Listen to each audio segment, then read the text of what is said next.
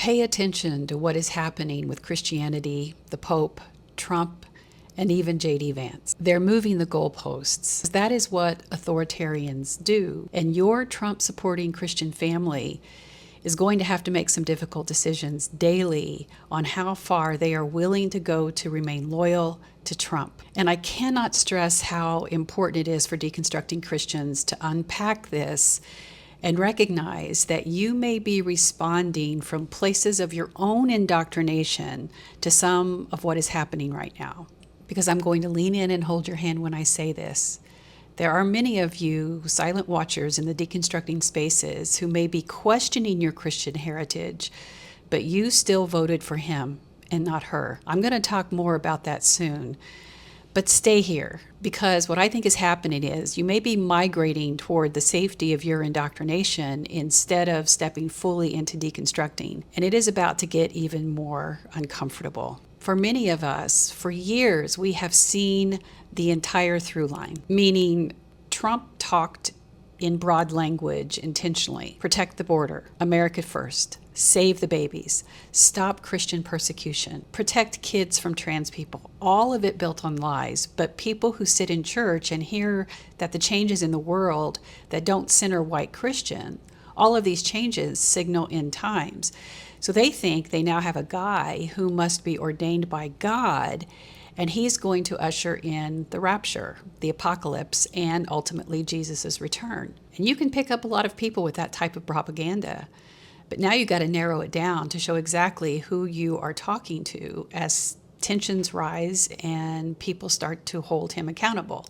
But remember, the through line is narrowing down the focus on who Trump feels is on the right side of his history. So Christians and Catholics are both going to become increasingly uncomfortable or enthusiastically all in for Trump as he literally insults their Christian heritage. In his world, worship of anybody above him is a threat.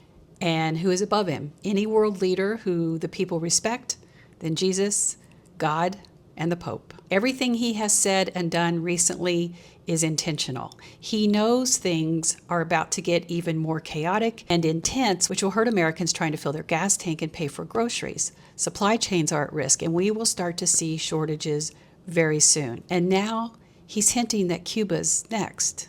He's not going to stop. All of these actions numb us.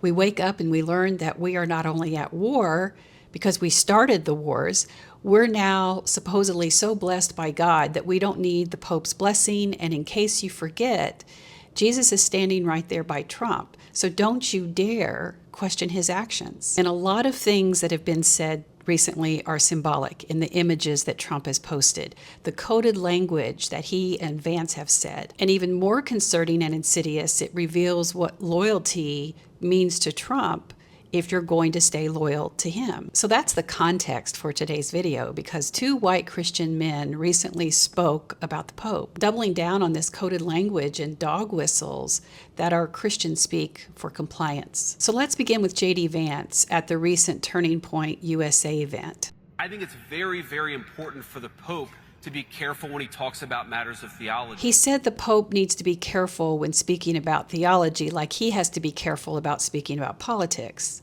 Careful. That word doesn't come from curiosity. It doesn't come from a theological engagement or disagreement. It comes from someone deciding where the boundary is and signal to the Pope that it's being approached. That, pure and simple, is a warning. But it's also placing Vance in a position of authority over the Pope, because who told us to be careful, little eyes, what you read, feet where you go, and so on? Who told us to be careful when we're out in the world? It's the parents, the church leaders, the pastors, people who are in authority over us. J.D. Vance, a Catholic, is telling the Pope to be careful in matters of theology. Who do you think is better positioned to speak on matters of Catholic theology and faith than the Pope? The man who Catholics believe is the successor of St. Peter and the supreme servant leader responsible for unifying and teaching the church's doctrine. You need to understand how huge this is. I need to make this clear. I'm neither Catholic and I'm no longer Christian, so I really don't have a dog in this proverbial fight, nor do I have a loyalty to any Christian denomination. But I can see the explosivity in these moments. And for me, these moments rank up there when many of us knew in 2015 that Trump had won the election by calling for a complete and total ban of all Muslims until we knew what the hell was going on. That was another explosive moment that turned every Christian's eyes to him, where they found their Dr. Jesus or Daddy Trump. That's how important these moments are, and why what Vance said next is equally explosive.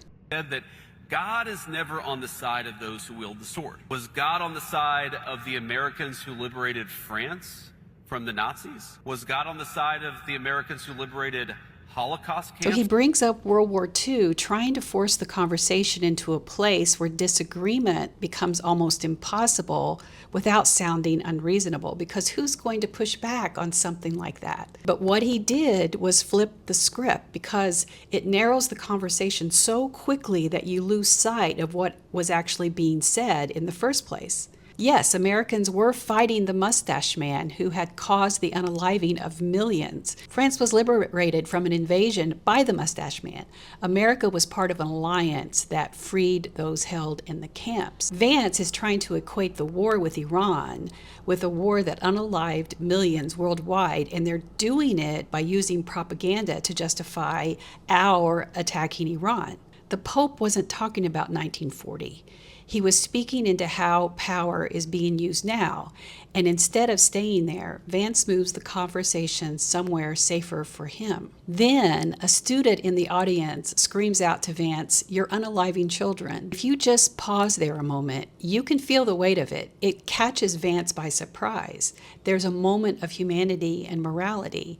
But once again, Vance pivots to housing, energy, the border. Secured the border. We've lowered housing prices. We've made America energy dominant, which has lowered electricity costs and things like that. The pivot is doing something. It's reorganizing the conversation and pretending that Vance's values of housing, energy, and the border are bigger than human life. It's training the listener to accept that harm can sit next to affordability, and we can talk about them in the same breath without ever resolving the tension between them. Vance says that housing is more affordable. He says that energy costs are coming down. But Vance is now squarely in the lane of deflection and lies without blinking, because energy costs are soaring. Foreclosures have risen, and Vance knows it. But if you tell a lie long enough, you even start to believe it yourself. And it isn't even that he cares if he's caught. What Vance is relying on is that the ones who are still loyal to Trump, and by extension Vance, is that they are looking only to the men like him for their facts. And the easiest way to keep them ill-informed and misguided is with simple language they understand. Housing is affordable, they say. Energy costs are down, they say. America is protecting the world, and so on. But more happened yesterday besides Vance's speech. You have U.S. Representative Troy Nehls, who strips all the subtlety away and just says it straight out. Into leading his flock, so to speak, leading the church, and probably stay out of the political arena. Focus on your flock, and Donald Trump is our president. It's not the Pope. He says to the Pope, "Lead your flock, stay out of politics. We didn't elect you." He even cuts the reporter off because the question was about to expand the role of moral leadership beyond the walls of the church, and that expansion couldn't be allowed to happen. He knew he had to shut it down immediately, and once again repeat the same thing. Stay with your people. Stay in your place.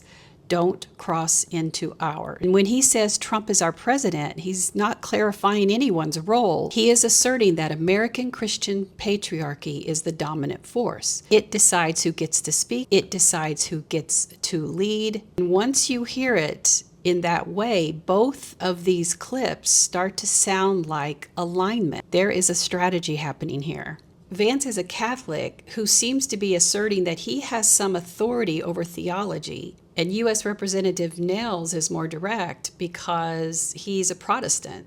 And there is no love lost between Protestant Christians and Catholicism. But both are responding to the same thing. The Pope does not get to have the moral voice unless he's going to fall in line. The Pope is not just a moral voice. He is the moral voice for millions of Catholics. And this is where I want you to pay attention to your own reaction, because if something in you felt uncomfortable watching those clips, if something felt familiar in a way you couldn't quite name, I want you to stay with that, because this is part of the through line. A lot of us were taught that theology was absolute truth, that spiritual authority was about guidance. We experienced systems where authority was protected first, where our questions were redirected, where stepping outside your assigned role came with consequences. And what you're now watching is that same structure playing out in a different arena. It's on the world stage.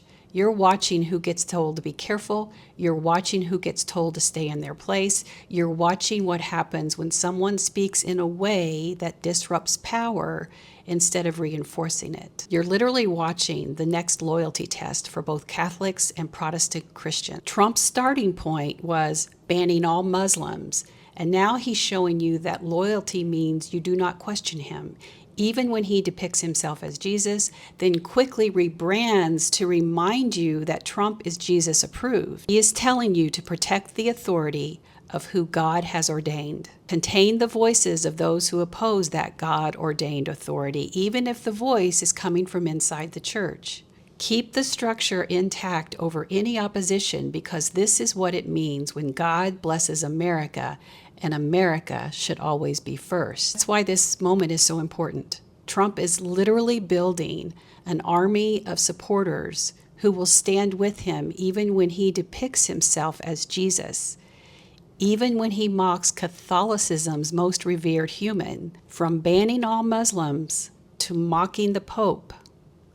That's the through line, because this playbook of Trump, Vance, Project 2025, Peter Thiel, Russell Vought, and Stephen Miller, it does point us back to 1940s, but certainly not in the way Vance tried to flip the script. Now those who continue to support Trump can no longer deny seeing this. But for you who are deconstructing, may this help you to remember you always have to listen to church leaders, politicians, and people in positions of power with this deconstructing mindset. Or you too will fall victim to doubt and fear and believing that they are in authority and what they say is right. And for those of you who secretly voted for him because you wanted to believe that your whole life wasn't built to protect white Christian men in power, it's time for you to face what your vote has done and actively deconstruct, then work to protect our democracy from fascist and authoritarianism. Because even after saying all of this, y'all, I have hope, but hope is actionable. And we have a lot of work to do, and you are needed. Please be sure to follow me on all of my platforms so you can be notified when my latest teachings become available.